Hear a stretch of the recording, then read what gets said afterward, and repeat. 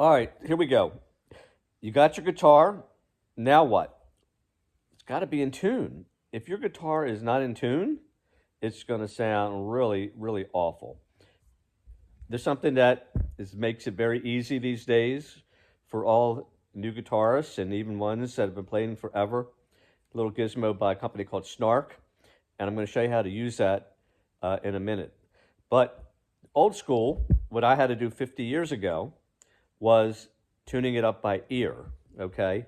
What that means is you're going to be in what's 440 is just kind of like the standard tuning for the music that we listen to in this country and many others. And so 440 means that you're basically in tune with the piano. So if you have a piano, you can go through every note on the guitar, 6 strings, and listen, see if you got every string in tune with the corresponding note that is on the piano.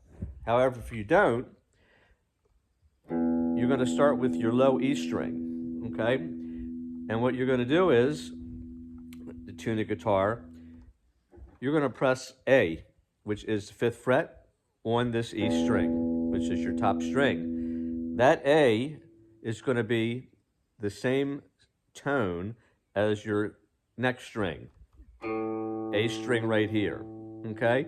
So that's how you did it many, many years ago. We didn't have these tuners.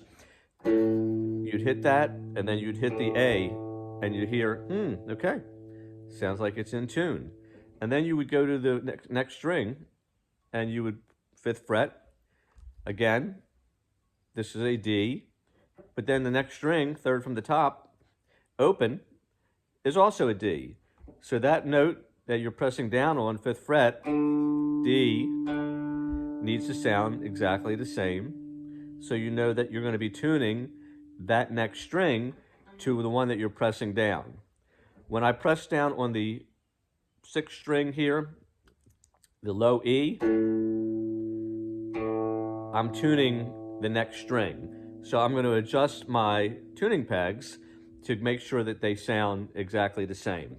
Then we go to the D, and then we adjust the D string to make sure that it is in tune. We keep going again to the D string, but now we're holding down again on the 5th fret, so it's a G note. Your 4th string is a G. So you're going to want to turn your tuning peg so that note that you're pressing down on the 5th fret on the D string, that G, which is the 4th string from the top, you want to make sure they sound exactly alike. The only one that's different is the next one we go to. We're going to go to the 4th fret on the 4th string from the top, and that is a B note, because you want to tune your 5th string from the top, which is the B string. So when you hit the 4th fret with that B note, you hear that they sound alike, and if they don't, you adjust it with your tuning peg for that B string. And then the last one goes back to the 5th fret. You're going to press down on what is the E note, because your 6th string from the top is also an E, like the bottom. They sound alike. So you're going to hit the E on the 5th string. You're going to make sure that it sounds exactly like your 6th string E, and if it doesn't, you're going to adjust your tuning peg. That's what we did. We had to do it by ear all the time. Now we have a device that we just attached to the guitar, and I'm going to try and move my camera so you can see it.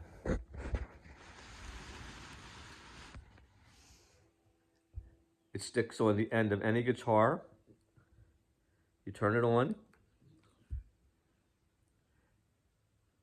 and almost like magic, I'm going to hit the E string, top E string, and I'm going to see that it's just about right, because you don't want it, there's a red area, that means you need to go higher. When it gets to nothing but light blue with no yellow, you might not be able to see it that clearly, but it's very easy to adjust your tuning peg to every string, because as soon as it gets to an even spot where it's all blue, you know it's in tune. Same thing with A. You just hit the note and you watch it, and if you need to adjust it because it's either in the orange or in the yellow, you make the adjustments. This one looks good. Then you go to the D string.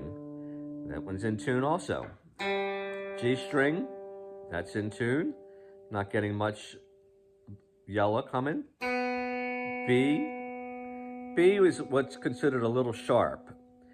If the tone is higher than you want it to be, it's considered sharp.